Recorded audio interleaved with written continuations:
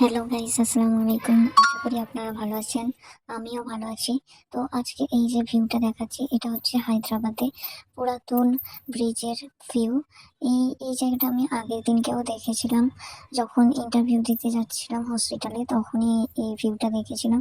আজকে ছিল সানডে, আবার নতুন একটা হসপিটালে ইন্টারভিউ দিতে যাচ্ছিলাম, কাছেই ছিল যার জন্য হেঁটে হেঁটে যাচ্ছিলাম। তো তখনই ভিডিওটা মনে হলো ভিডিও একটা শ্যুট করি, তাই ভিডিওটা করলাম।